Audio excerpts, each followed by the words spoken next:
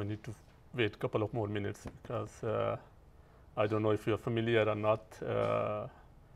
In Sweden, or I would say in Linnaeus University, the lecture starts usually 15 minutes later. Like if the lecture time is 1 o'clock, so 1 o'clock means like there is a 15 minutes waiting time. So we will start at 1:15. And there are also like maybe if you have looked at the course page, Moodle, we also have some distance students which will be attending this course, this lecture online. So yeah, there's 1 more minute to start.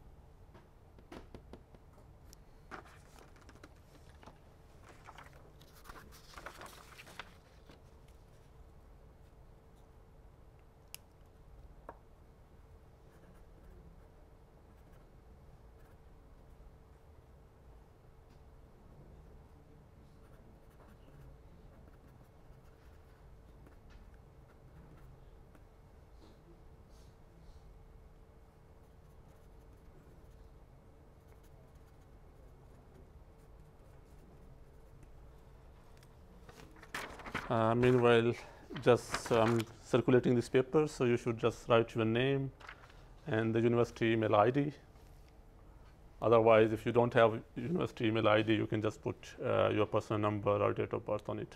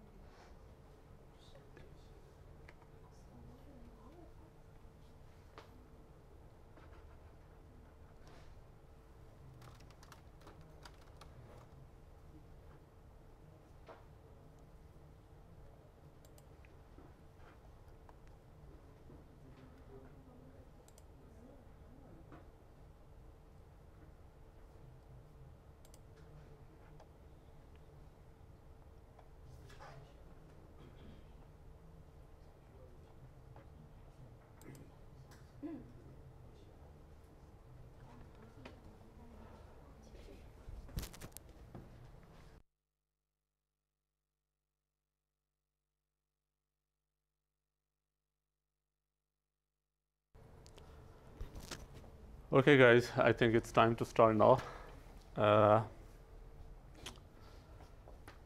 As you might already see on the slides, that this course name is Foundation of Software Technology, and my name is Nadeem Abbas.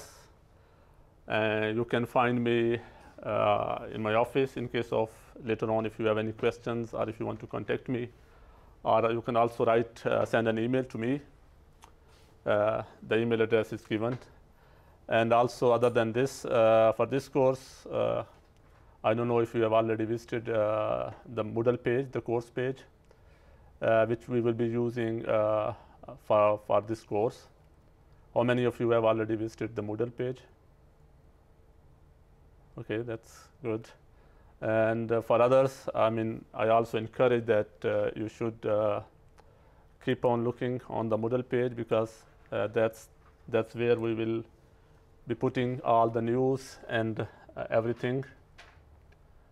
And also, I mean, if you don't have an access to the Moodle page, you can send an email to me, and I will add you to the Moodle page. And it's also important that before beginning this course, you should register the course, because if you are admitted in the course, it doesn't mean that you are registered for the course. Admission is something else, but other than admission, you should also need to register for this course. Otherwise, you will not be able to participate, or you will not be able to access the Moodle And this course page will be the home where we will upload all the news regarding the lectures, the timetable, plus assignments, and the lecture videos, lecture notes. And if you have any questions, you will be able to post on your questions specific to, if you have a general question, you can use the general questions link, and if you have questions regarding lectures, you can use the proper forum. And we also have, since we will have 4 assignments in this course, so we have created already 4 different forums, one for each specific assignment. And on this Moodle page, you can also read about the course rules and regulations. How can you register for the course? You can do that online, or you can do it by visiting the secretary office. And it's also important that you should register yourself for the exams. Other than the 4 assignments, there will be written exams in the course. So and you can use this link. And here you can see the time plan for the course. So we will have, we plan to have 10 lectures in this course. In the beginning, there will be like 2 lectures, but then maybe after 2 weeks, there will be only 1 lecture per week. All the lectures will be in this room. And other than the lectures, we will also have laboratory sessions for you.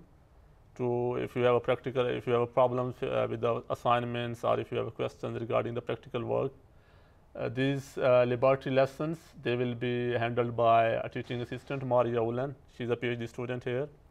And you can also find her contact information on the Moodle page. So, and for those, this is the information for the students who are attending the course here in Växjö. And for your information, we also have, like in this course, we have 3 different kinds of students. We have students in Växjö campus. We also have students in the campus Kalmar. And then the third category of the students is the distance students, the remote students, which are attending these courses from different parts of the world. They may be in Sweden, or maybe in some other parts of the world. So they will be attending this course online. And for these students who are attending this program online, we have also information here. This information is only for distance and Kalmar students. So if you look at this information, this is not for you, the Växjö guys, but this is only for students in Kalmar and the remote students. So as I said, that because we only have like 4 students in Kalmar, so it's not very practical to have separate lectures in Kalmar. So we put Kalmar students into the group, which is we call distance students. And for these students, all the lectures will be available, will be live streamed on this channel, so they can access. And you can also later on, because all the lectures will be recorded, and we will put the lecture slides together with the recordings on the Moodle page. So later on, if for any reason if you can't attend the lectures, you can later on see all the lecture slides and the videos later on at your own convenience. For the examination, the students in Växjö, you have to, and the students at the Kalmar campus, you have to do registration through the regular process. But for the distance students, we have different 3 possibilities, that they can either come to the Växjö campus, or they could come to the Kalmar campus, or they can also do the examination in any other university in Sweden or some other learning center which is recognized. But you can go through this, and if you have any questions, you can come back to me. So this is just to give you an overview of the course homepage. And here you can also find the information about the teaching staff, my email address, and the email address to the Maria Ulen. We encourage to use Moodle in case if you need any help. You can put the questions over here.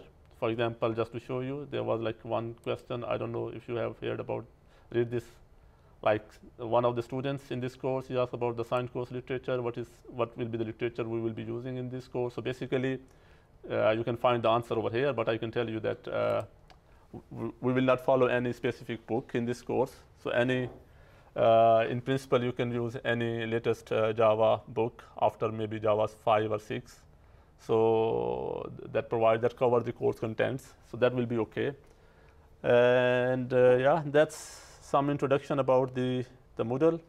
So just the tip is that keep connected with the Moodle, keep on visiting. You will also get, I think, the notifications about the different posts. And yeah, in the Moodle, whenever we make some updates in the Moodle, you will also get email notifications. But that email notifications, maybe you don't get too much frequently. They will come maybe in the evenings, once in a day, depending on the Moodle settings. So, do you have any questions so far? Okay. Then coming back to the lectures.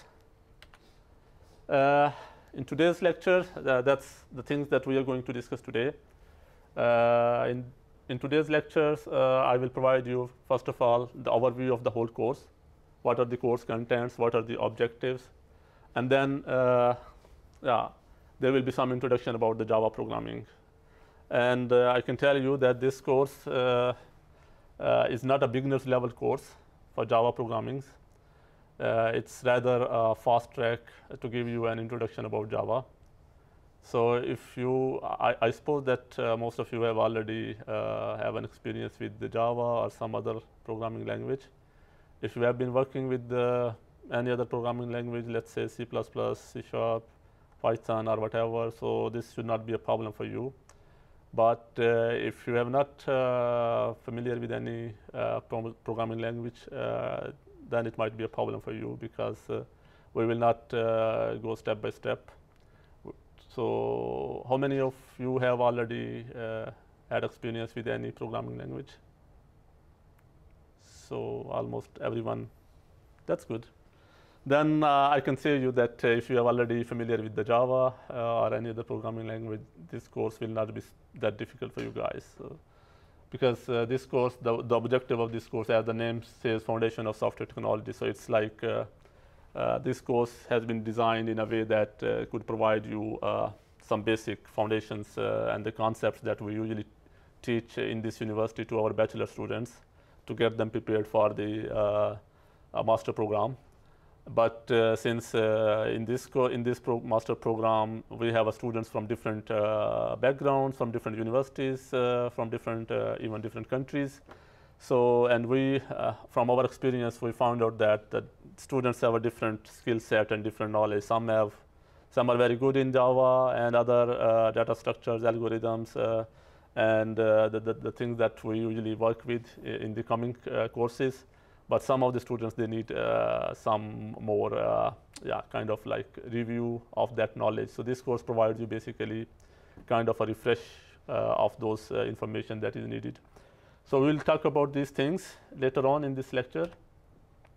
About the course overview, these are some objectives. So the basic objective is, to make the students capable of programming in Java. And then other than programming in Java, you should be able to understand what data structures are. So, and you can also implement your own data structures.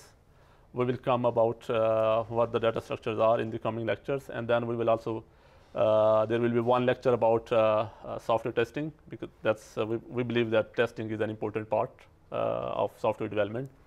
So without testing, there are no guarantees that whatever you are developing is really useful or not. And then we will look at concepts about formal languages, and we will see what the formal languages are and the concepts like finite automata and regular expressions. And the final part of the course will be looking at the algorithmic complexity.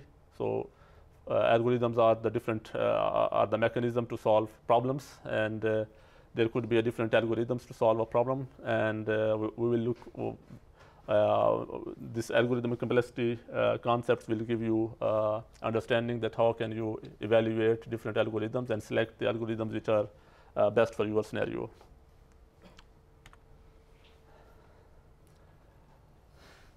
And these are again the contents. As I said in the beginning, that we will be mainly, I think the first 3 to 4 lectures, we will talk about Java programming. We will cover the basic topics. I will not go into the details. I believe that you already know the things like variables, and we also be looking at these things later on today. And then we will talk about data structure. These are the things that, and once again, as I said, that this is not a beginner's course. So this is, you don't expect me that I will be teaching you Java step by step or every deep details. So it will be very fast check on Java. So you have to do a lot of work on yourself. So I suggest that, and I hope you will get something to work with as an assignment by the end of today. So, and my advice will be to start as early as possible. As I said in the beginning, that the main source that we'll use will be the Moodle. And I have already given you the overview of, and this is the link where you can access my Moodle. So, and please, if you have not access to the Moodle, just send me your name and some identification, preferably your LNU username, so that I can add you to the Moodle. And for the development, we will be using Eclipse mainly, but you are free to use any other tools if you prefer, maybe NetBeans or any other IDE to write code. And there will be approximately 10 lectures. And as I said earlier, all the lectures will be here in Vecchio. And for the Kalmar and distance students, we have live streaming options. We have a YouTube channel where students can access. And the link to that channel has been already posted on the Moodle. We will have 4 programming assignments. Each of the assignments will be an individual assignment. You are not allowed to work in groups. And there will be some deadlines for the assignments, which will be posted on the Moodle. And to help you with these assignments, there will be like a lab tutoring once in a week here in Vecchio. And for the remote students, the Kalmar and distance students, we have a chat forums in the Moodle, and those students can also contact the teaching assistant Maria. The email is given over there. And and in the end, we will have a written exam in the course. And for both the examination and assignments, in Sweden you usually get 3 chances. So if you, for any reason, if you could not pass in the first attempt, you will have a second chance. So for example, the first exams will be by the end of October. You can find the dates on the Moodle. I think the first exam is on 26th of October. And then the second exam is usually 4 weeks later, and the dates are published. So, and we will use the grading here, which is mentioned from A to F. And we will also use special grade FX. So you can see that if we find that some student is really close, but is not pass and not fail, so, and we will give another chance to give another try, but that will not count as a retake. So in special cases, if you get an FX grade, that doesn't mean that you are fail, but that doesn't also mean that you are pass. So you are in the middle. You have to redo the same task once again to pass that exams or the assignment. Okay. So far, any questions about the course proceedings? And I can tell you, since for you guys, it's quite easy to ask the question because you are here physically. The problem will be for the students in Kalmar and the students who are listening this or watching this lecture, attending this lecture remotely from their homes. The advice for those students is, I hope you guys will be hearing me. And the advice for you guys in Kalmar is that if you have questions, please put your questions in the Moodle forum, the forum which I have been created over here. I can show you. No, not on the top maybe. Yeah, this one, the lectures questions. So here you can put, if you come across any questions, you can put the questions here. And those questions, I will look at these questions during the break, and I will try to answer those questions after the break. So, and getting started with the Java basics. So, yeah, this is the image that I took from the book Head First Java. It's really a nice book, but the problem with this book is that it's quite old. It's like, I think it came maybe 8-9 years ago, and it covers Java 2, but it doesn't cover the updates that was introduced in Java 5 or Java 6. So yeah, as the image says that, come on, the water is great, we will dive right in and write some code, then compile and run it, and soon we will be talking about the syntax. So without waiting, yeah. And before beginning, yeah, I mean, in order to work with Java, you need to have some right tools. And the most important tool that you need to have on your computer is the JDK, the Java Development Kit. And the link is given. So you can, the latest version is Java 10, or maybe it's okay if you have a Java 8. There is not big difference between them. So, and a common problem that we see that when students are downloading Java Development Kit, they often install JRE, which is a Java runtime environment. The difference between JDK and JRE is that JRE provides only the tools or the environment to run the Java applications. It doesn't provide you with the tools that are required to develop or write Java code.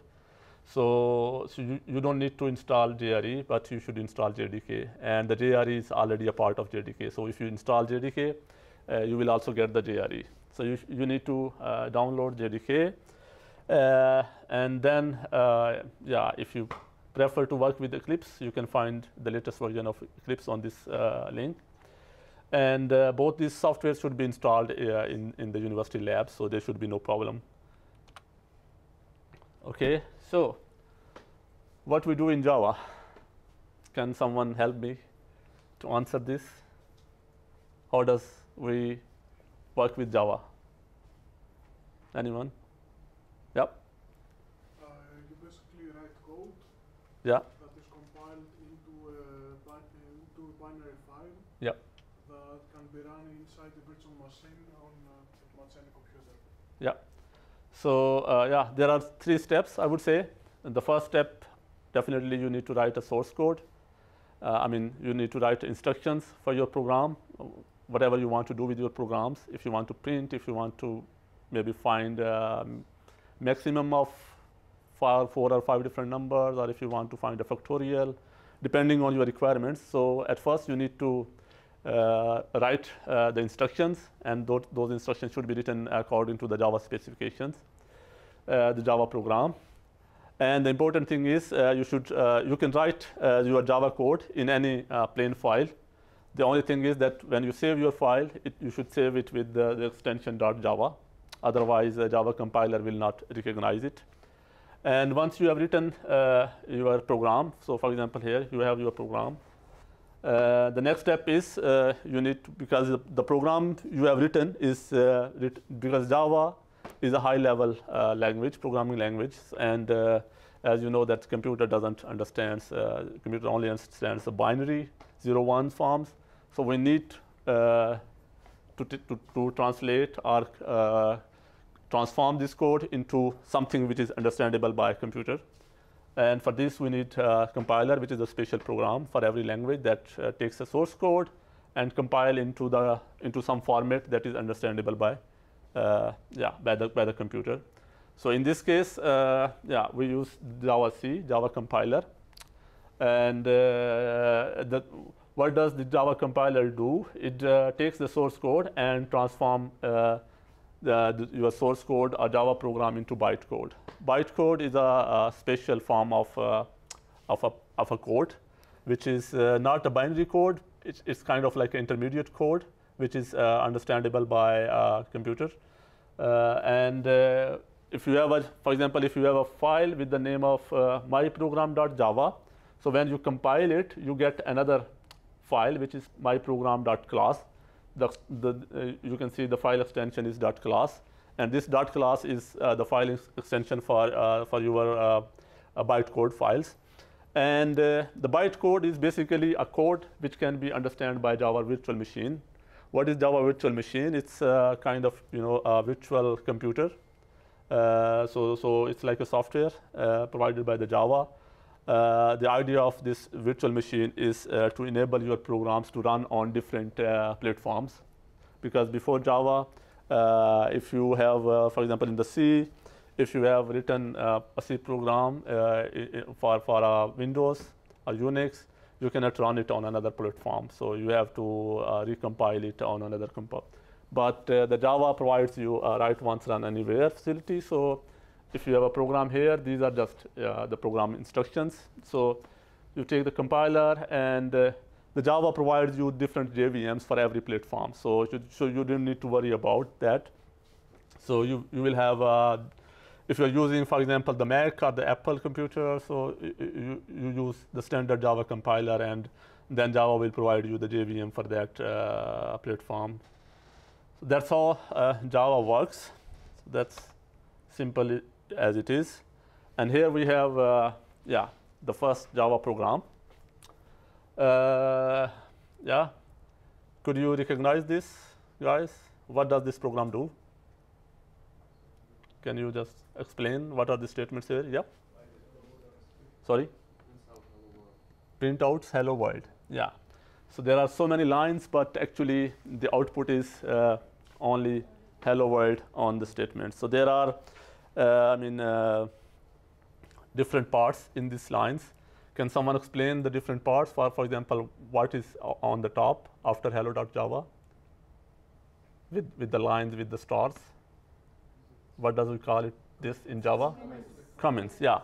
So we have the comments. I mean, in a Java source file, you have two kind of things. You have either you have a Java program instructions, or you have comments. What is the purpose of comments is to provide to improve the readability of the code, to provide the information about the code. What does that code does? So, for example, in this case, you can also write who has written this program. For example, the author name, and then you can provide information about the program, a program that prints hello world on the screen. So, and just to give you an overview of how does this works in Eclipse. So maybe I should start it from the beginning.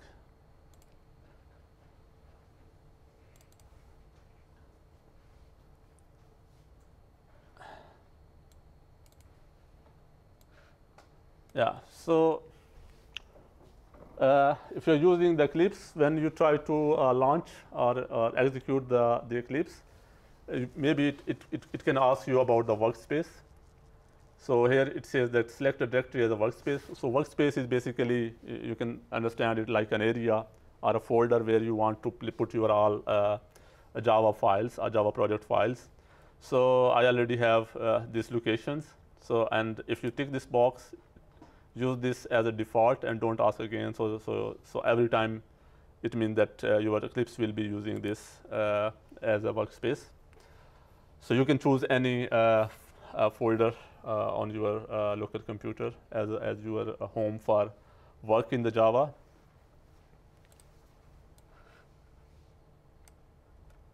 So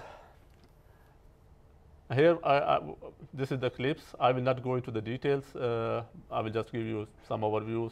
So here you can have the Project Explorer, where you can see different projects that you are working with. And that's the editor window where you can write your code. And that's the outline window where you can see your structure of your class.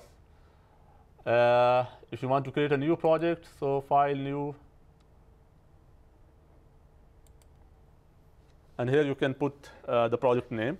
So for example, 2DV course name, yeah, lecture 1. And yeah, that will be the location, which is locations for your workspace. You don't need to change anything. JRE, it will automatically detect the version of JRE installed on your system. So, and that you don't need to, I don't think that you need to change this one. And yeah, so after this, you can just click finish. So if I close this one, here if you see, this is just an empty project. It doesn't contain any Java source code. So if you want to, now if I want to add a Java program, if I want to create Java class. So in Java, every program is contained within a class, needs at least one class. So we need to add one class, new Java class. So if you click here, so this will indicate that where your class should go. And if you want to create a package, the package is simply it's like a folder that you use to organize your related files. So again, if I want to say lecture 1, and here you can say the file name,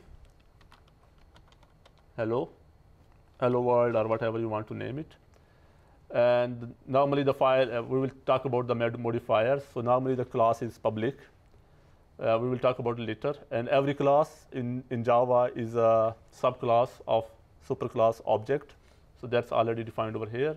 We don't need interfaces over here. And if you want to add a main method over here, the main method is basically the entry point, the starting point for your Java application. So every Java application, every executable Java application must have a main program, a main method, because that provides you the starting point for your program. And I don't need the narrated abstract methods. Yeah, if you want to add the comments, you can click on this generate comments. So this will add the comments to your program as well. So if you see here on the top, we have this documentation of the block comments, and this is the package declaration. We said that the package should be lecture 1. You could actually name anything meaningful, and that's the class that we specified over here. And this is the method. So basically, the structure of the Java program is that the methods are used to group the statements. The number of statements that you want to, or the instruction that you want to specify, must be specified within some method. And by default, every program, every executable application should have one main method. And then here, if you want to write, for example, if we just want to print this, just to test this program, we just want to print something on the console, on the application level. So we need to write,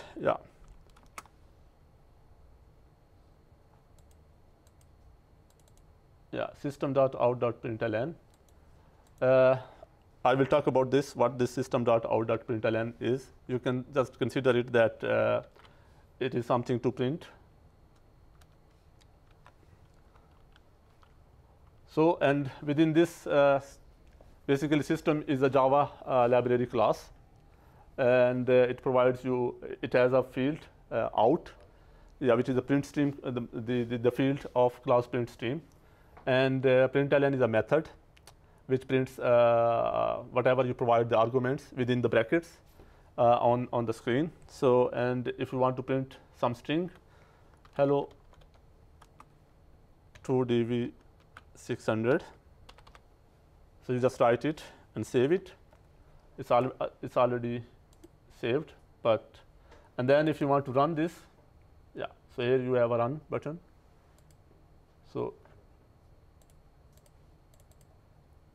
and that's your output, console output. Whatever you execute, the results will be shown here. And Java is a case-sensitive language. So case-sensitive means if you write main like in a capital, then it's a different one. Then it's not the same thing. And now let's see if we execute this one. We got an error over here. Why? If you read the error, most of the errors are self-explaining. It says that main method not found. Please define the main method as this, signatures. So the name is the same, but since it's not in the small case, so the Java compiler could not find, and the JVM could not find. So so this shows that for every executable program, you must have a main method, at least one main method in your program. Okay, any questions so far? Good. Coming back to the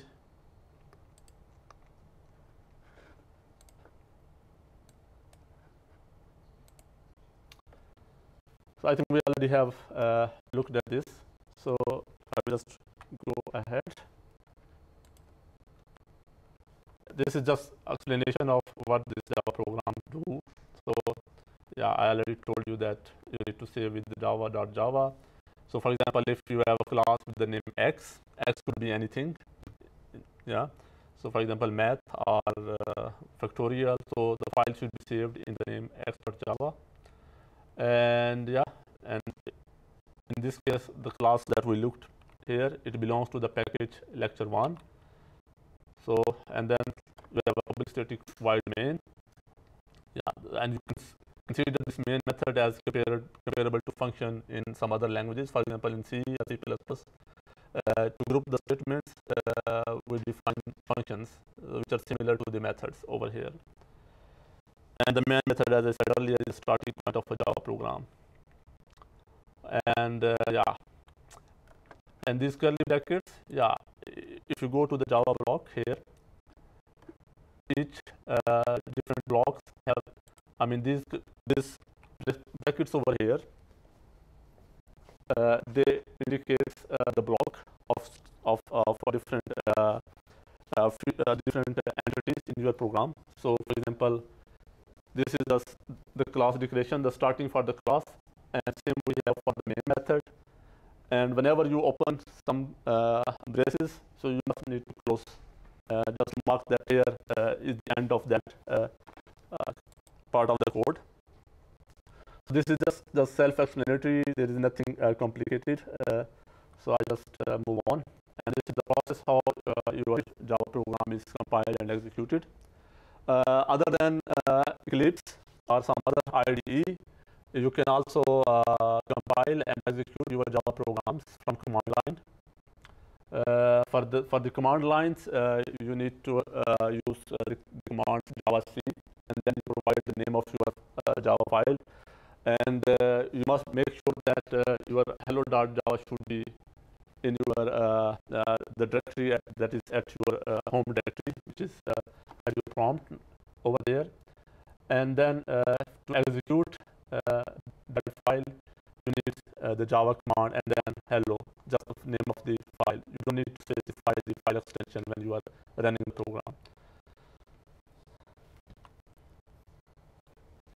Okay, so this was just an introduction or overview of the first Java programs. And next we talk about identifiers. What are the identifiers? The identifiers are, yeah, these are the words that we use to name different entities in our Java code. For example, mainly we have like 3 kinds of entities in a Java program. We have classes, we have methods, and we have variables or the data members fields. And to define those, to name those yeah, different entities, we need to the names of those different entities are called identifiers in a technical term. So, for example, in previous program, hello is an identifier, main is an identifier, and if you define some variable, that will be also an identifier. There are some rules for the identifier names. The names for a class or a method could contain any letter or digit, and only 2 special characters are allowed, which are this underscore and $sign. And another special rule is that identifiers can start with the digit 22. I mean, if you define a variable which is starting with the digits, Java will complain about that. And then just to give you an overview of what I mean by identifiers and ruling convention. For example, here, if I define a variable, and before defining a variable, you need to specify a type of that variable. So, for example, if we are defining a numeric type variable, which is normally integer type, we use the int keyword here. And after that, we need to define the variable name. So this role is an identifier in this case. It is pointing to a variable. Now there is no error or problem, but if you put a digit in front of, there will be a compile time error. If you see that the red line, which is, and if you click on this, syntax error on token. So, but if you put this numeric thing, for example, in the end, it should be okay. So this means that the identifiers can contain digits, but not at the beginning. In the beginning, the identifier name must start with the alphabetic characters. And you can also use the special characters, for example, underscore. There is no problem. But if you specify some other special character, for example, question mark, that's not allowed. Okay? And then there are, these identifiers, you will be using these identifiers for variables or classes that you define for your own programs. And but then there are some reserved words which have been already reserved by the Java language. So, and you cannot use these reserved words for your own for the definition or declaration of your own entities, class entities. So, for example, and these are the like 50 different keywords.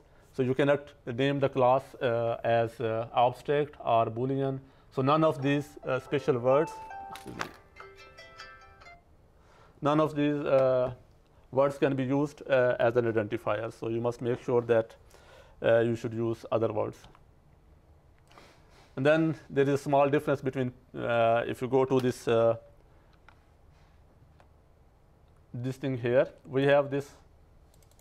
Other than this println, we have another method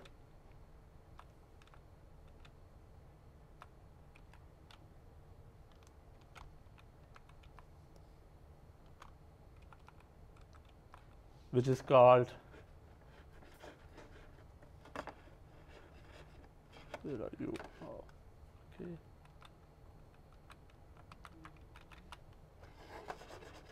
Something is wrong.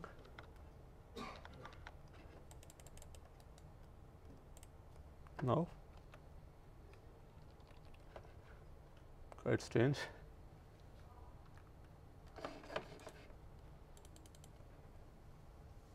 Come on.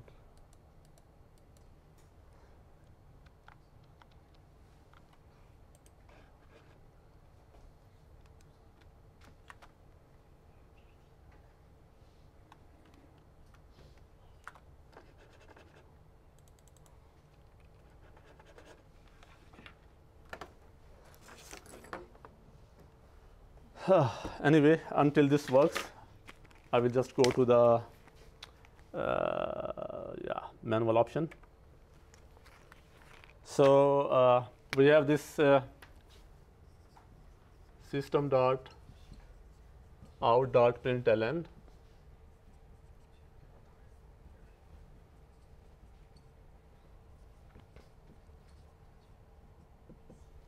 And other than this, we also have this system.out.simpleprint. Can someone tell that what's the difference between these two? One will print out the new line after that. Sorry? Print the new line after the Yeah. and one is just the same line. Yes, exactly. So, for example,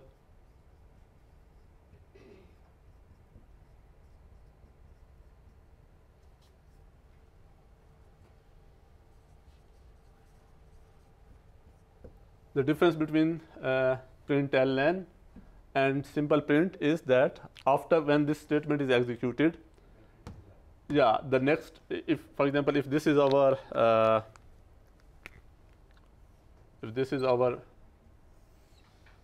display console, so this hello world, this statement will print hello world on a single line, and then it will go to the next statement, and this next statement will print hello, and then it will go to the next, but this next statement will print Sweden, but it will not go to the next line, but it will print it on even if there is no space in the beginning, it will print it together.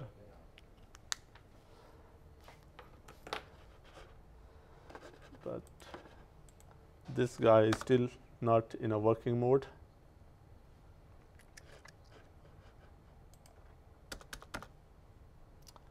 Okay, I think we can have a 5 minutes break. Maybe not 5 minutes. 10 minutes break, and then we will continue later on. Okay? And before that, if you have a question, just you can ask me during the break, or maybe, yeah. You have a question in Moodle. You write it in the Moodle. Okay, yeah. Okay, so 10 minutes break, and see you after 10 minutes.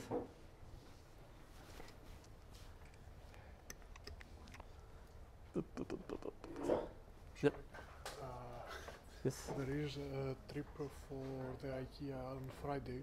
What? Sorry? There's a trip at IKEA on Friday. Okay. And we have a class on Friday, right? Okay. Together.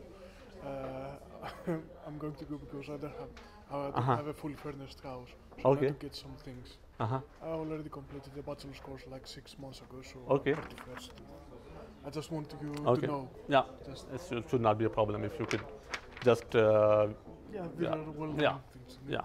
Okay. But thank you for informing. Yeah. Yeah. Yeah. Thanks.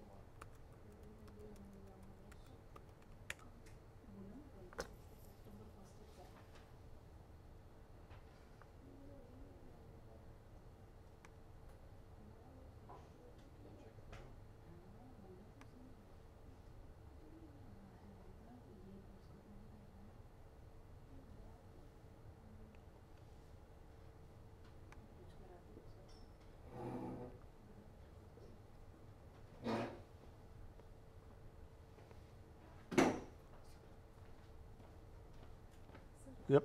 Without registration, I cannot open the assignment link without registration. Yeah. If I want to see. I think without registration, you cannot access the My Moodle. Can you access the Moodle? Yeah, I can access, but I have not yet registered the course. But can you open the course? Yeah, I open everything. I can see and I can view all everything. But I cannot able to find the assignment. Yeah, find the because I have not updated the assignment yet. Okay, that is why. Yeah, Okay. yeah. I just wanted to see. No. What is there? So, for example, if I go back here, so you can see all this information. Yeah, I can see it. Yeah, I can. But you can't see. You mean here the assignments? You don't see. Okay, yeah. Because I have not added. Okay, No, you have no. not yet updated. Okay. Yeah, yeah. Okay, thank you, sir. Yeah, welcome. Hello. Yeah. When are you going to get the lecture notes? Sorry. Saying Yeah, I will update it after the lecture Sure. soon. Thank Yeah. you. No worries.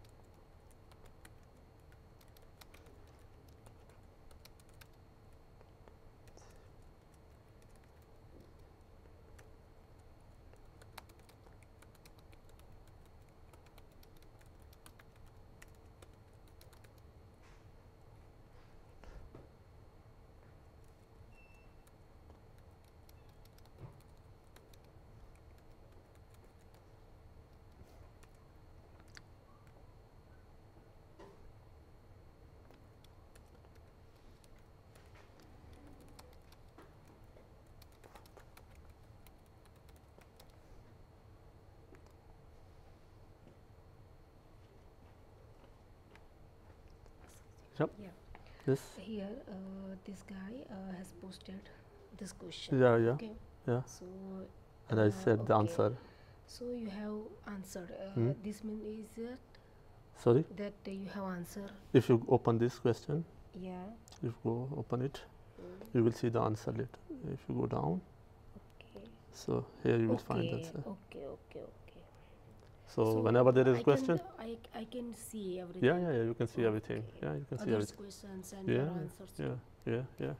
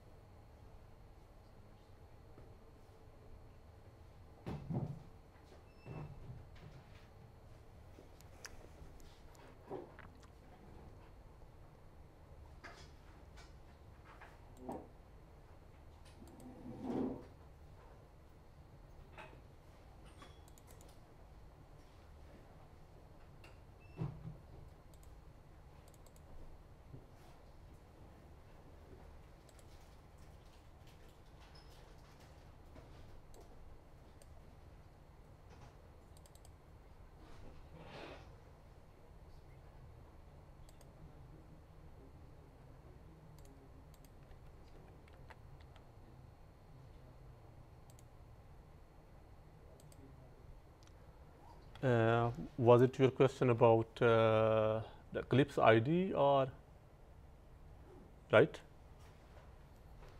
Okay.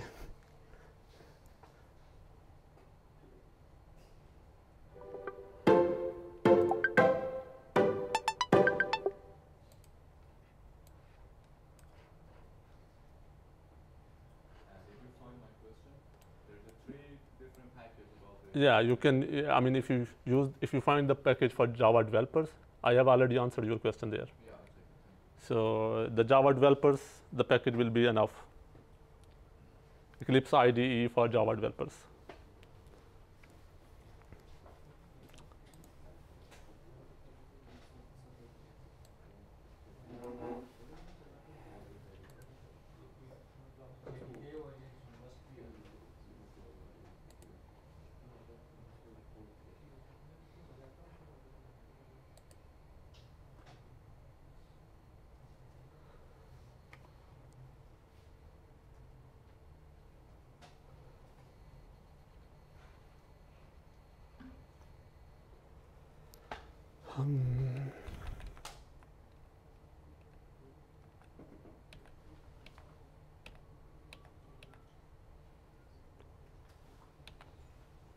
Okay, yeah, I think we already have seen this thing. So moving on, the next important thing that you need to know is about data types, which is a kind of a basic concept in any programming language. Because in your program you are working with the data, and every data may have different types. It could be a numeric data, it could be like decimal points, it could be like alphabetics, or it might be data defined by your own type. And yeah, so before and the Java, one of the feature of the Java is that it's like a statically typed language. What does mean by a statically typed language is like the Java requires that before using any variable, you must need to define or tell the Java compiler that what type of that data is. Is it a character? Is it an integer? Is it a Boolean or string or whatever? If you don't specify the type, the Java compiler will complain. So, and within the different data types, we have two basic types of data types. One we call primitive types, and the other one are the reference types. The difference between the two is that the primitive types are those which are provided by the Java language itself, and the reference types are those which are created by the users. You can define by yourself. And the Java provides us with 8 primitive types. We have like as stated here, we have 4 integer types, byte, short, int, long, and the size. These different types vary in their sizes. Byte has the size of the byte is only 1 byte, so it means that you can 8 bits. 1 byte is equal to 8 bits. So it means that you can only, if you have a smaller value, smaller data, yeah, and if you are a memory conscious, maybe you don't need to use the larger long or other larger data types. You can just work with the smaller byte or short. But normally we use the integer, the int, which is like 4 bytes, and the long is 8 bytes. And for the decimal point values, the values with the decimal points like 4.5 or 6.8, we have the floating point types. And then for the character type variables, we have a character type. We will see the examples of these types in a short while. And then we have a Boolean type, which is 1 byte. And in the Boolean type, you can either store the values true or false. So sometimes in your programming, you have to work with yes or no or 0 or 1 or true or false kind of data. So for this kind of data, you need the Boolean types. And then we have a reference types. The reference types, the difference, as I earlier said, that these are the types that are defined by the user. And how the user define these types by declaring different classes. So a reference type is a data type that is based on a class definition, and and the behavior of that reference type is defined by basically the methods in your class. So we will see how these different data types works. Just to give you an overview of various data types, I think I already have some examples over here. So for example, let's see. No. Yeah. So for example, this we have this. This is not a very useful class, but it's just to give you an overview of how you can, what are the primitive data types, and So for example, whenever you are defining a variable, what is a variable? Can someone help me to define a variable? Storage for a value. Yeah, storage for a value. Yeah, you know, everything that you define or use in your program, it must be stored somewhere in your computer memory, and to refer them with a name, we define a variables, and the variables means the difference between a variable and a constant is that you can assign different values, so its value can change during the execution of a program. So for example, here we have a variable. Here is the type of that variable, integer. Here is the identifier, the name of that variable. And initially we put the value 10, but later on, if we want to add or change that value, we have added +5. And then we have, there are two different ways.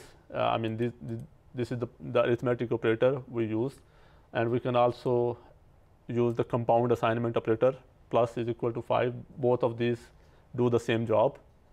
We will take a look at later on. And if you want to declare a double type variable, so you have to define this the type of that variable here.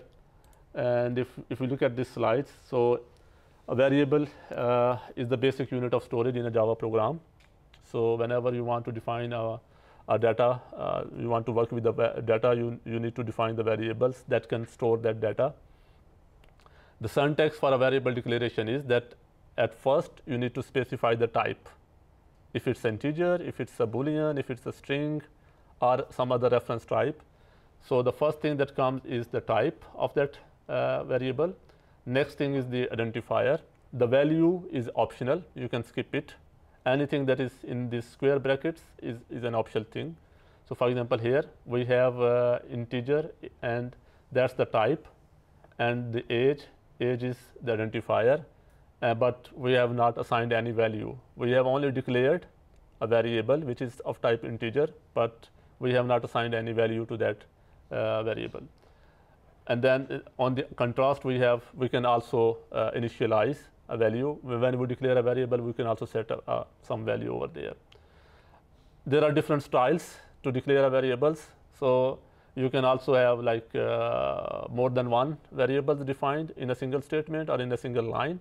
For example, here, if we want to define 3 variables which are of type double, we can use just one statement, double weight. but see the different variables are separated by the comma. And you can also, it's not necessary that when you are defining the multiple variables, some of the variables may not have any, sorry. So if you want to, for example, no.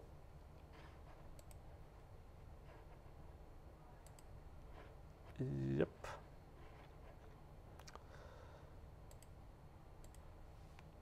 So in case, for example, if we want to, we have the variable height, which we don't want to assign any value, so we can just remove the initialized value.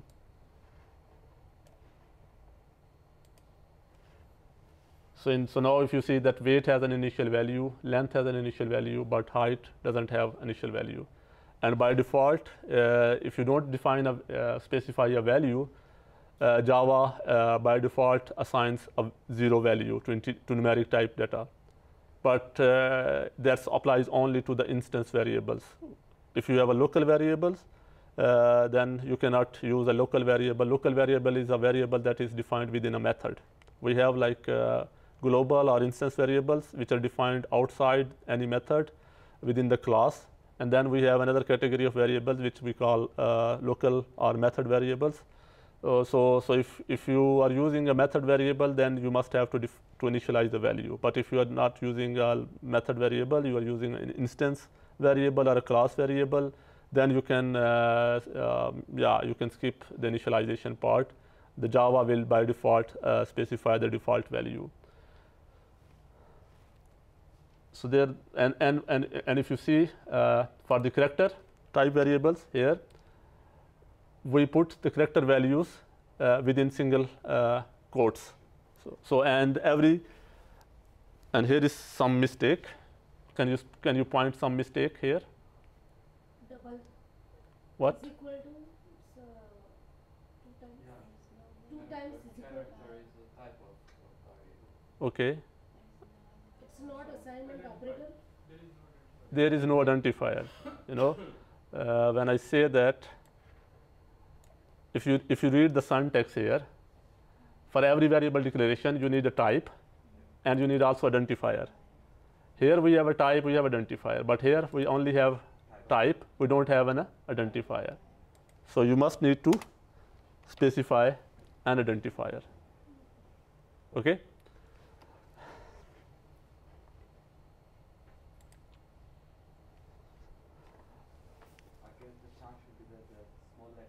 Sorry?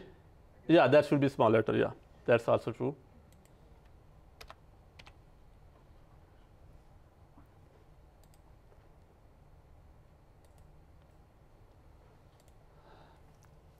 And then in the Boolean, as I said, that you can only assign values true or false.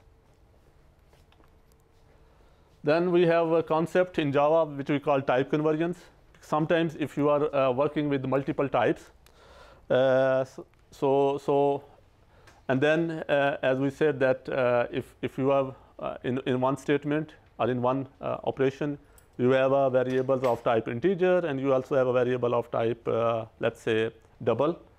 In that case, if the two variables are of different types, then one variable must have to be transformed or converted into the variable of another type.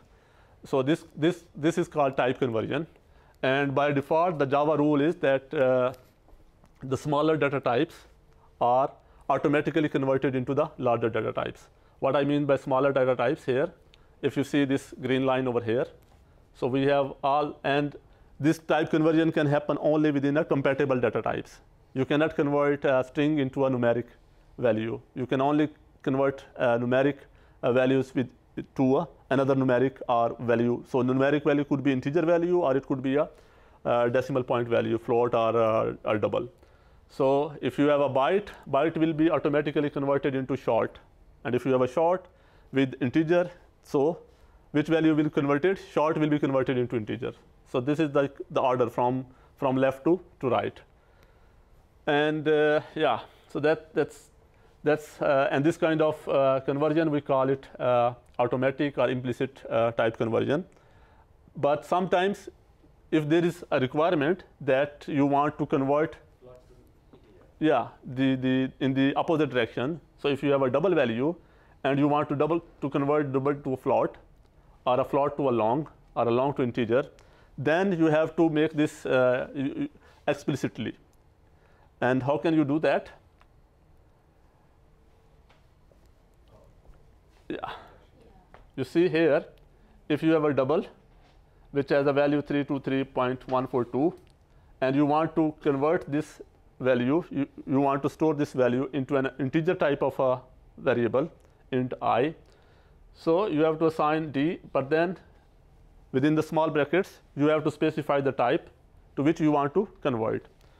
So can you please tell me if we have, like, for example, let me see, if we have a variable type double, d is equal to whatever value, 3.14, let's say, and we have another variable integer I, and we say, like, we want to move this value d. So what will happen if, let's say, if this is our memory, and here we have this d 3.14, and then we have an integer. So what will come here? 3. Why? Yeah, because in integer we cannot have decimal point values. Okay. And there is another thing, the character type. It is, although we use the character type to store character type like A, B, X, Y, Z, alphabetic values, but the characters are internally stored as integers. So behind the characters there are some integer codes, so which means we can make conversions from character to integer as well, and this will happen like this. So if you have a number and you want to convert this number into a character type variable ch, so that we assume that the type of ch is character, and then we have to, instead of putting integer, because we know we want to convert this number into a character type, so we will specify this character.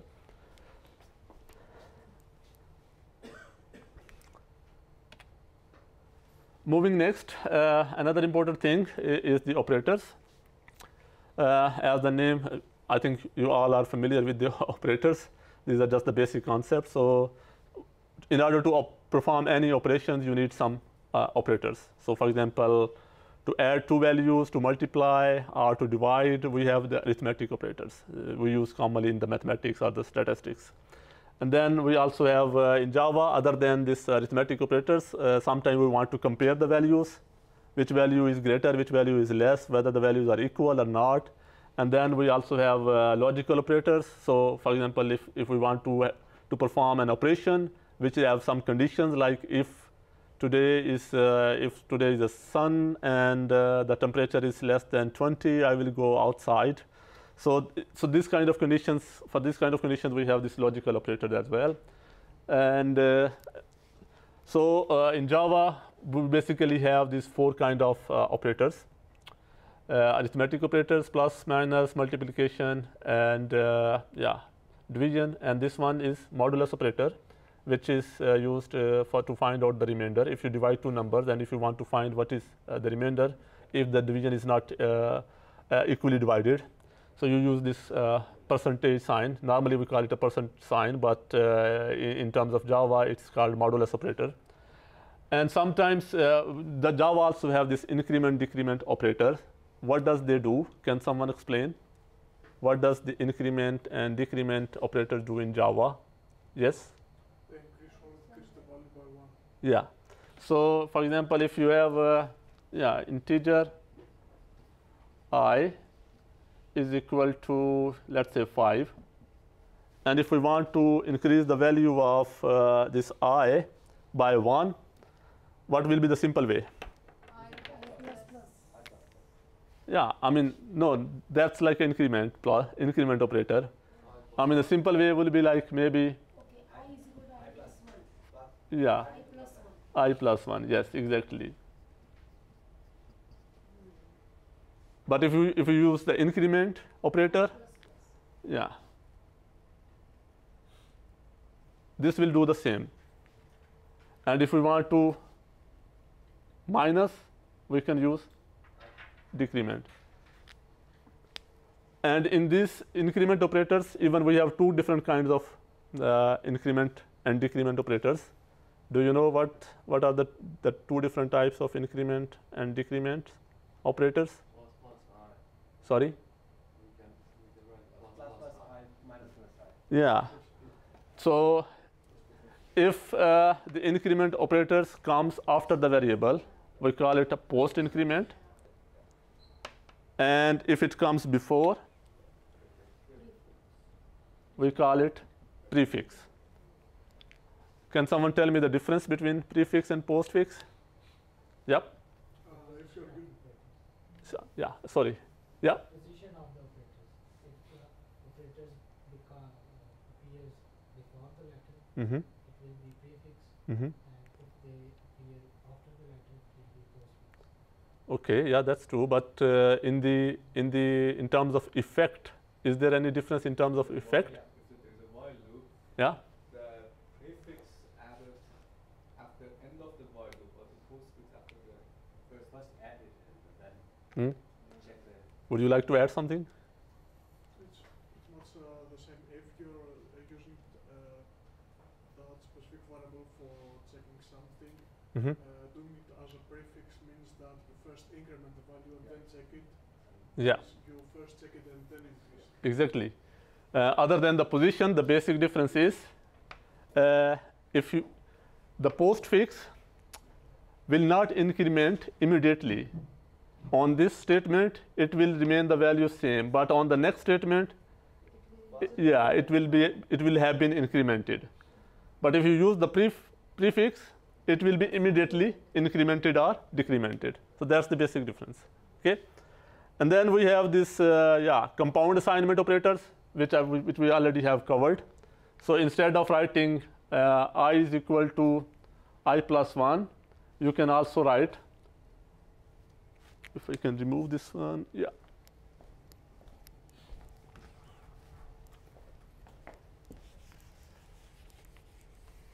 So for example, if we want to make any changes to a variable I, so one way is to, for example, if we want to add 10, one way is to write like I is equal to I plus 10. But then another way to do the same thing is I plus is equal to, both statements will do the same thing. And this is not only for the plus, you can do it for any other, you can use minus, you can use division, multiplication, and also modulus operator. And then we have a relational operators which are used for comparison if you want to compare. So if you want to check whether the two variables are equal, exactly equal. So because single equal operator is used for assignment. If you want to assign a value, we use single variable. If we want to check whether D is equal to I, so we will put double equal. So this is we call comparison. And then if this is not equal, this is greater than, this is less than, greater than, equal to, less than, equal to. Okay. And then if we have logical operators which are used to combine the statements, like if we want to make a condition yes, in that if we are using the AND, if we want to make like, okay, if a student has marks greater than this and attendance 100% or something like that, then do this. And if on the other way we have an OR operator, and then we also have a bitwise operator. Can someone explain what the bitwise operators are? It's a not equal. What do you mean by not equal to? This one, last one, bitwise operator. Yeah. Yes. I can't remember all of them. The first one, if I think correct, is the Inversion. So it inverts if you have. Yeah. If, for example, if it's an integer, it missed out. It's like 8 bit. Mm-hmm. If it's 0, it goes to the max value. Yeah. I can't remember the next 3. Yeah. The final 3, if I remember it, are the bit shifting operators. Yeah. Yes. Exactly. You're right. The bitwise operators, we call them bitwise operators because instead of working on the numeric values, these operators operate on the binary, the bits value. Every value that you use is internally stored in the binary format. For example, if you have like int I is equal to 8. I have to switch this for those guys. So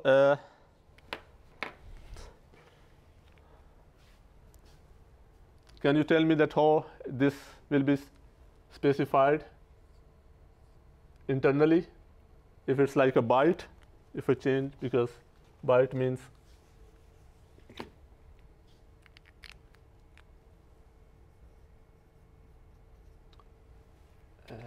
let me make it more clear.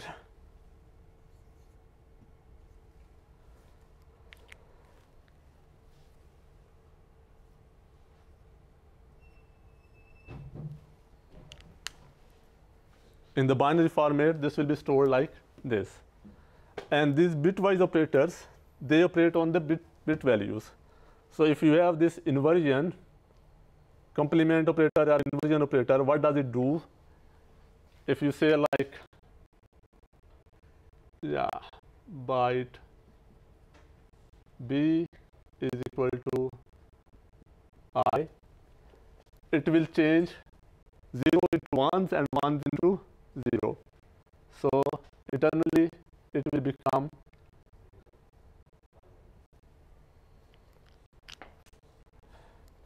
AND operators. If you are using the AND operators, but the AND operator, this is the sum of the operators that we use in Java. They are binary operators, and some of them are unary operators. What is the difference between binary and unary? The binary operators require at least 2 operands. For example, A plus B plus is a binary operator because you need at least 2 operands.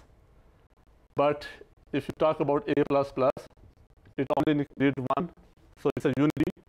The same is for this inverter or complement operator. It's only need 1 operand. But the other ones, AND, OR, and exclusive OR, they need at least 2 operators. And what does it do? For example, if we say like later on, if we say like byte C is equal to I and B, if it's a AND, it will check if any of the number is 0, the result will be 0. For the AND, if both are 1, for example, if here it was 1, then here will be 1. So AND requires both to be 1.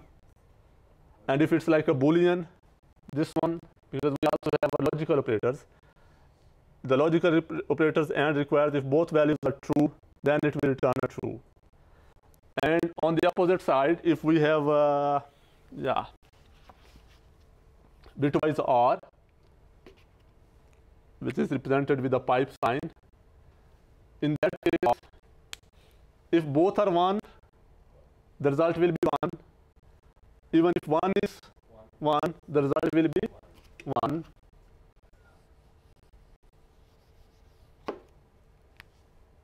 Here 1. If you find one of the values is 1, you can just safely put 1. But if both values are 0, for example, these two both are zeros, then 0. And the third one, exclusive OR, bitwise exclusive OR with this cap sign, this one. Can someone tell me what does this guy do?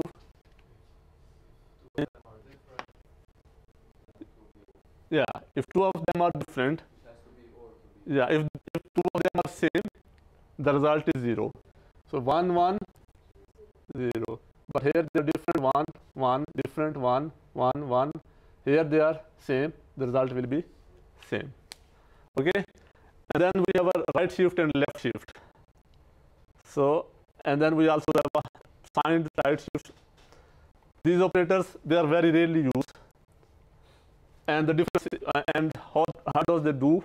So for example, if you, I can better show you a program about that, I think.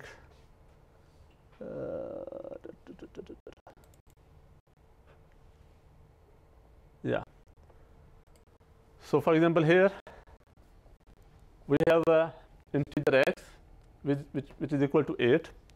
So it means this value, and we say that which direction this arrow is pointing to. This is pointing to,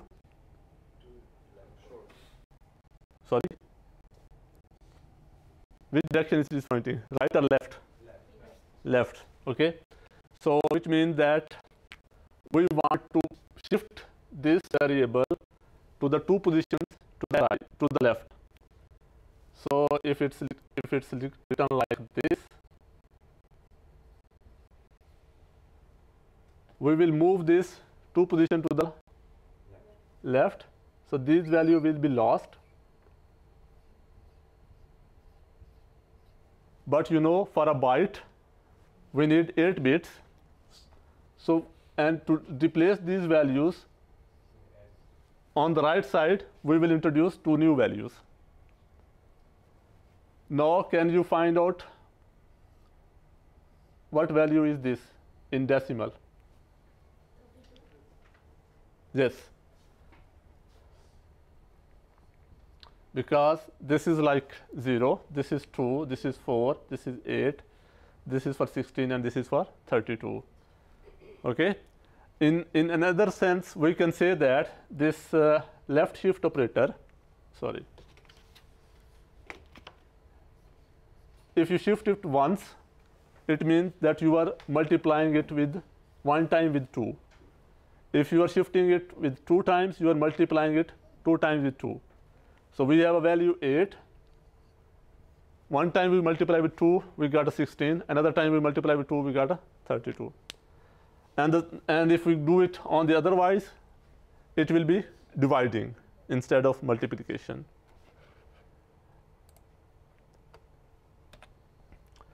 And also, it's important that in Java, there are the operators have different preference or precedence. Some of the operators have highest precedence, and some of them are lowest in precedence. What does it mean?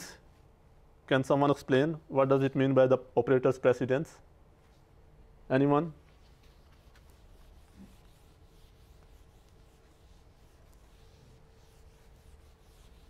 Yep. Go on. Yeah, yeah. Just like in math, we have some precedence, for example, multiplication first and then subtraction or addition.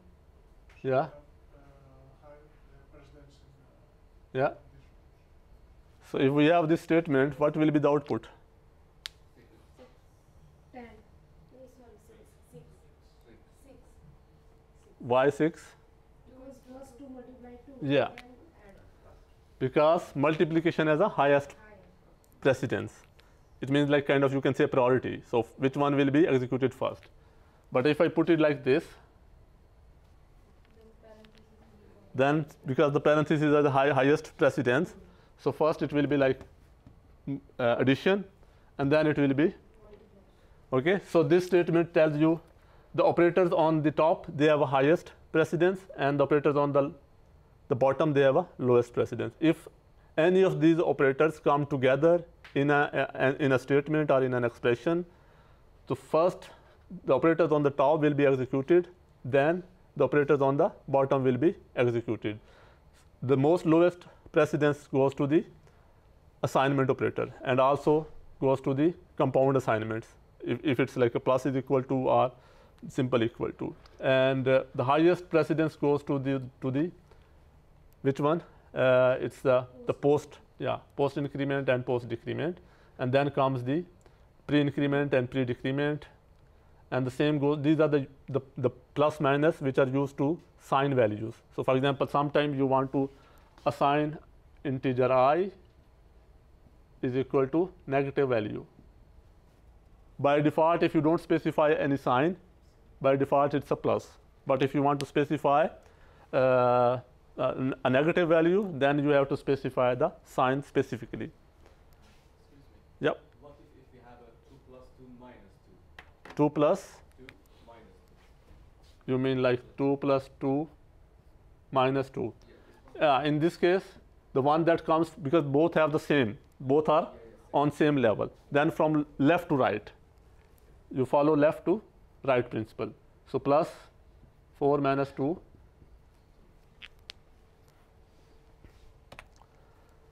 And in Java, we other than the plus operator, instead of just adding the values, numeric values, we also use the plus operator to combine or join the string type values. What are the strings? The strings are the sequence of characters which are encoded in double quotes. Okay. So for example, if you write your name like Java, when you put it within the double quotes, it becomes a string. And if you have one string and you want to combine it with another string, okay, you use plus.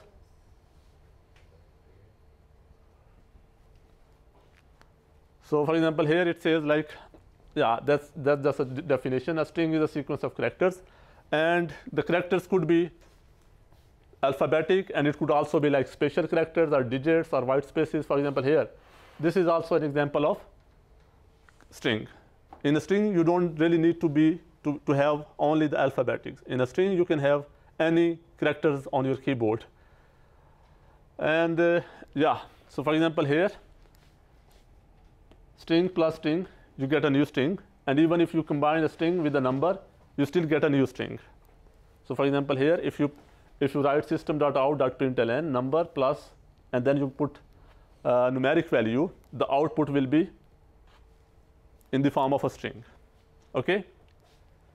Any confusion?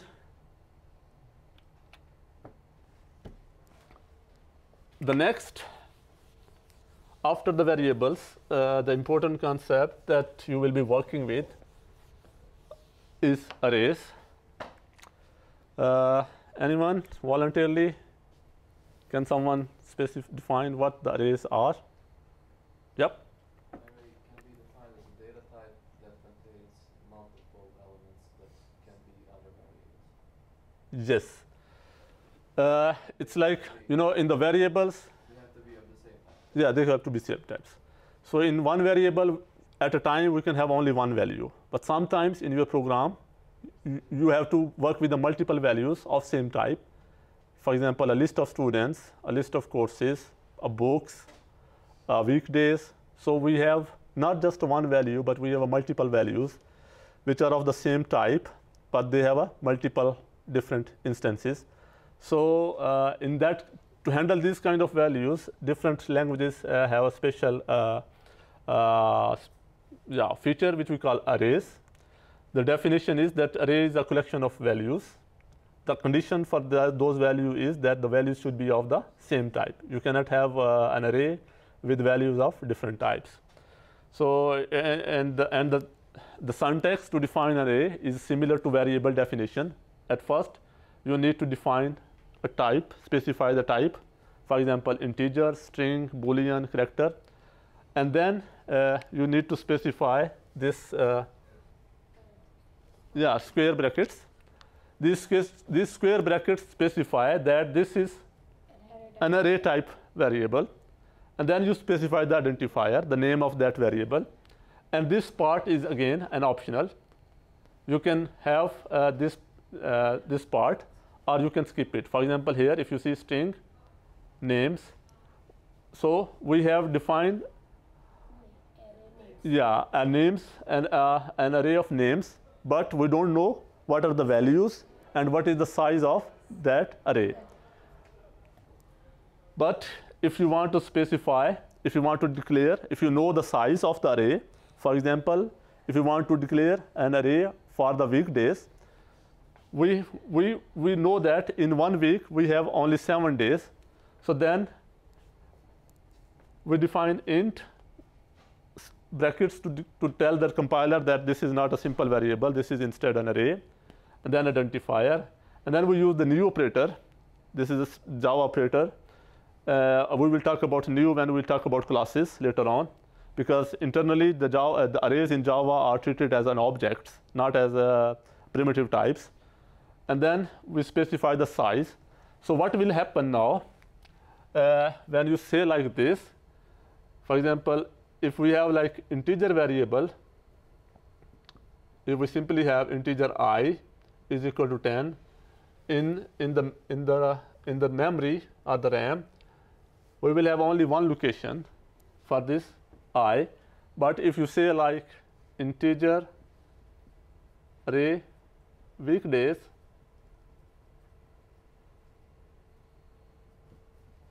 is equal to new int and then the size. So this will do like this. It will make, yeah, starting with the index 0, 1, 2, 3, 4, 5, 6.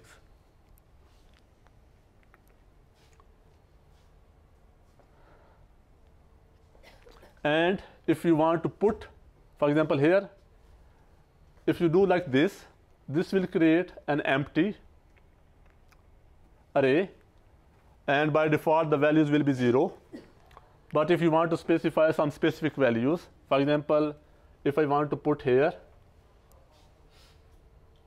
weekdays, you will use the array identifier. Then these are called index of the array, and the values which you place here, these are called the array elements. For example, here at the 0 index, we want to put some value like 1. So, and if you want to put at, so this will put 1 here. If you want to put at place of 5, value 10, so you will give the index here and the value 10 will be stored here. And the same is if you want to access, if you want to print the value, so I will simply write this dot out dot println. So this is basically system, not sys. And if you want to print the value at some array index, so you will have to specify that index. Understand? Same is, you can create an array of character, you can create an array of string type variables.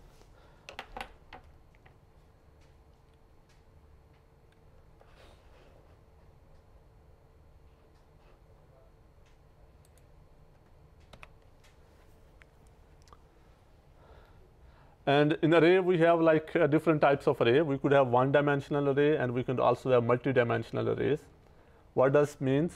One-dimensional array is like, you know that we have a multiple dimensions. We could have like 2 dimensions, x and y. We could have like 3 dimensions. So in one-dimensional arrays, the array indexes grows only in one direction.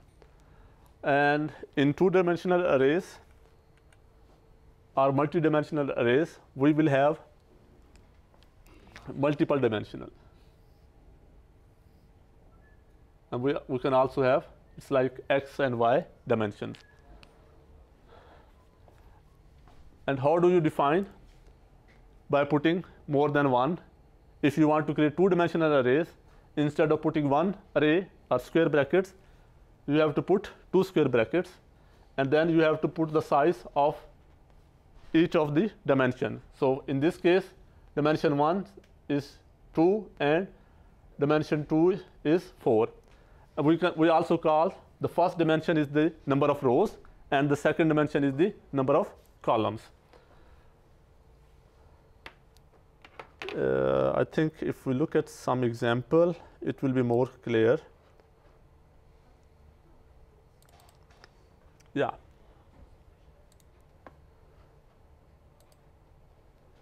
So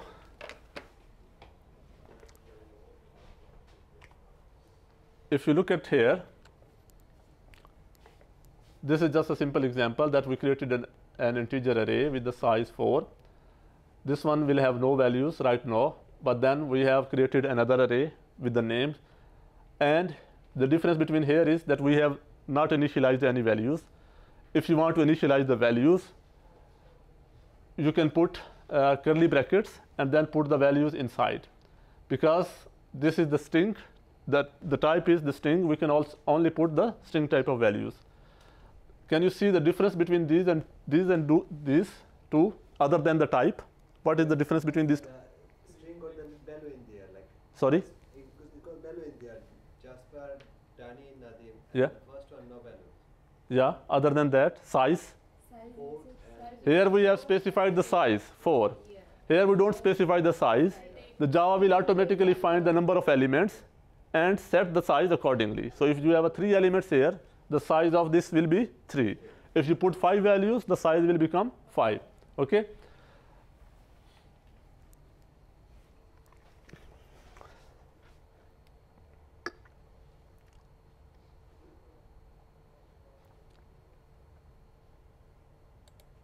Yeah, and the same is, I mean, if you have defined a character array with the vowels, and here you don't define any size, but later on, if you want to define the size and specify the value, you must have to define the size. Vowel is equal to new character, and then you have to put the values, and then you can iterate. We will. I'm not going to in the details because we will use. We will come back to later on that what are these for loops statements. If you want to execute a statement multiple times, we will use these loop statements later on.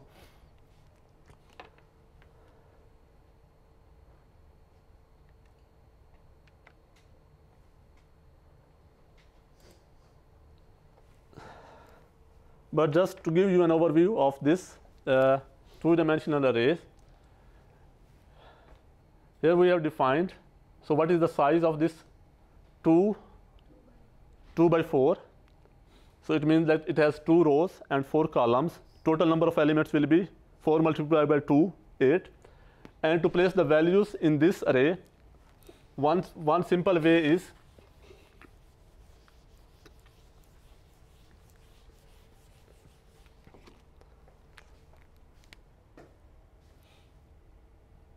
what is the name of the array is two-dimensional.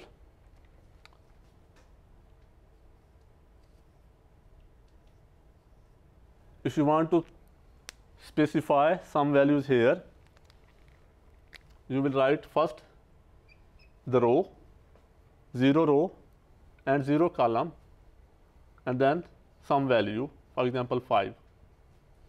And then continuing with that,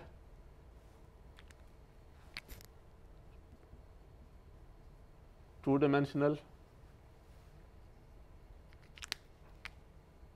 0 row, column 1, let's say value 10,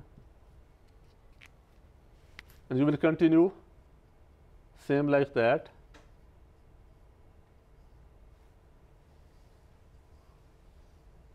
until what are the number of columns in that array? How many columns are there? 4. What will be the index of the last column? 3. Why 3? Because we are starting from 0.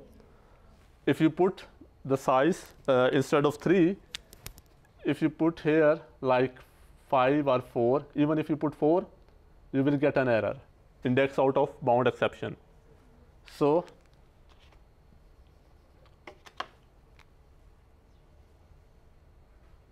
let's say 20.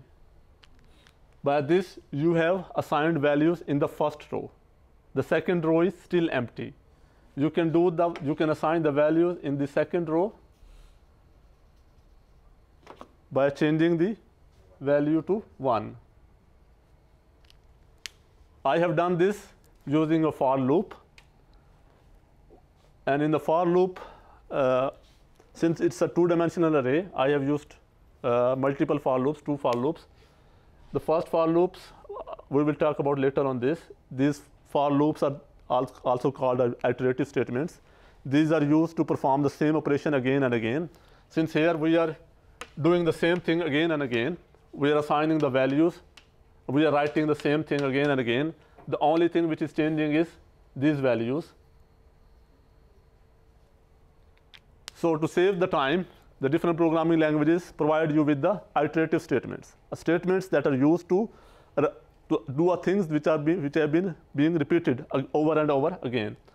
So for the first dimension, for the rows, we have written one loop which starts from the index 0 and goes until the length of that array, 2d.length. This is like you can use the Java feature, which will give you the length of that array. So in this case, the length is the first dimension of the length is 2, and then I++ to increment the values, because we started from the 0 and then we want to go to the 1. And inside that we have another loop, for loop, which is starting from, because both for the array, for the rows and for the columns, the starting index value starts from the 0. So we have another loop which is starting again from the 0. And here, instead of this, we have used the length of the row, 2di.length, because it points that within that row we have 4 columns, and then we have assigned these values by obtaining I and j, putting I and j. The first time when the loop will execute, the value of I will be 0, and then we go inside, the value of j becomes 0. We check that 0 is less than 4, so the condition becomes true. We go here, 0, 0, and we put some value here. So this loop will continue until we remain within the length of the array. Is that clear?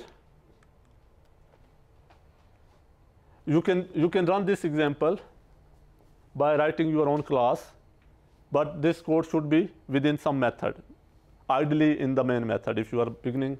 So you can copy these lines and put them in a main method, and you will see what does this results in.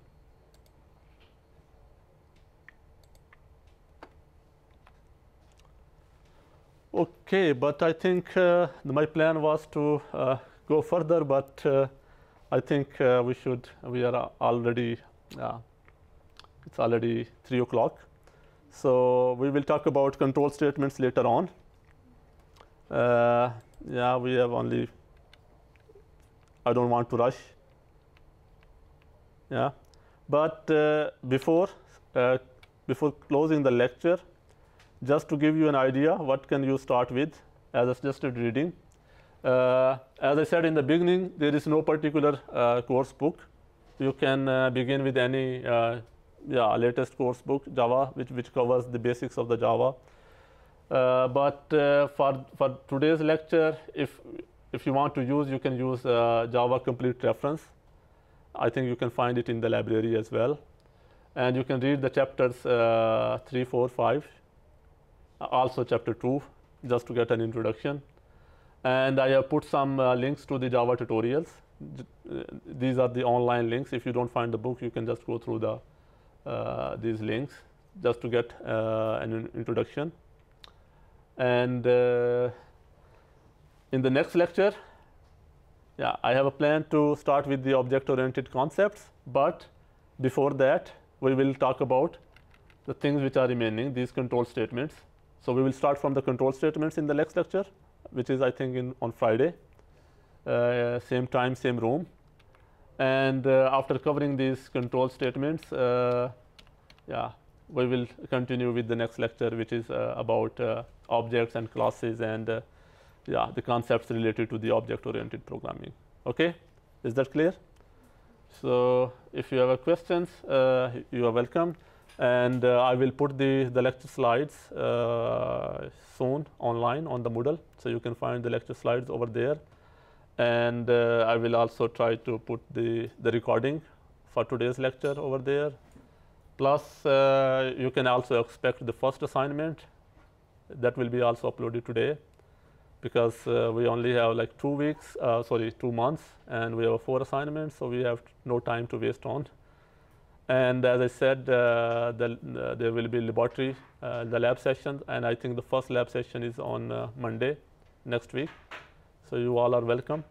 And for the remote and the distance students and the students in the Kalmar, the advice is that you guys should contact Maria, the teaching assistant, and you can fix the time with her. Okay? Okay, so bye for now.